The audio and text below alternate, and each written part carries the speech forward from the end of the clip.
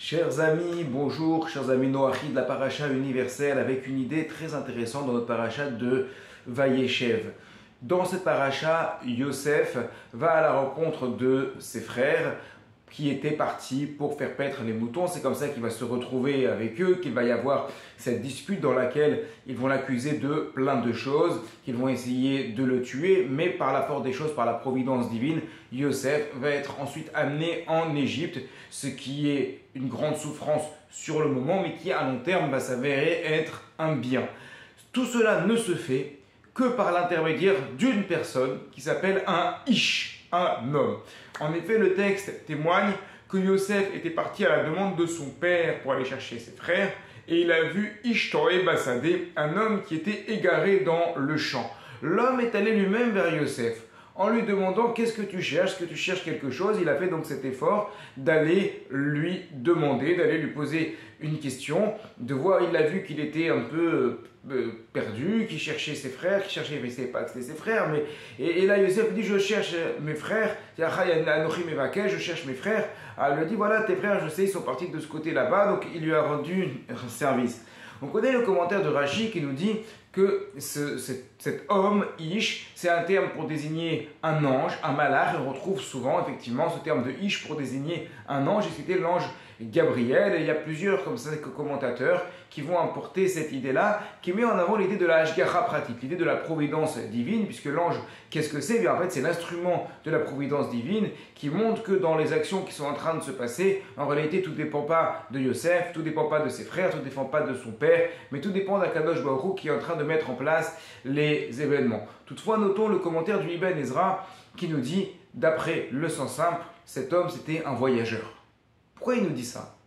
Il nous dit ça justement pour nous montrer une autre optique et pour nous dire c'est un voyageur, ça veut dire que c'est pas un ange. C'est-à-dire il y a plusieurs opinions dans les commentateurs de la Torah. D'après une opinion, c'était un ange, donc c'est l'idée de la providence divine. C'est une opinion très forte. Mais il y a une autre opinion, qui est l'opinion de Ibn Ezra, qui nous dit non, c'était un voyageur. C'était un passant qui était par là. Et voilà que grâce à ce passant, grâce à ce Ish, grâce à cet homme-là, qu'on ne connaît pas, c'est un anonyme parmi tant d'autres, et bien juste du fait qu'il ait la présence d'esprit, en voyant quelqu'un qui cherche quelque chose, de proposer de l'aide, indirectement grâce à lui, toute l'histoire va se faire. Un homme qui n'est pas un juif, un homme qui n'est pas de la famille de Yaakov, un simple passant. Ce commentaire de Ibn Ezra, qui paraît anodin, a priori, en réalité, il décèle un grand moussard, une grande leçon extrêmement importante. N'importe quel homme sur terre, quel qu'il soit, qui qu'il soit, il a la possibilité, juste par une parole, par un service rendu, de changer le cours des événements pour le monde entier.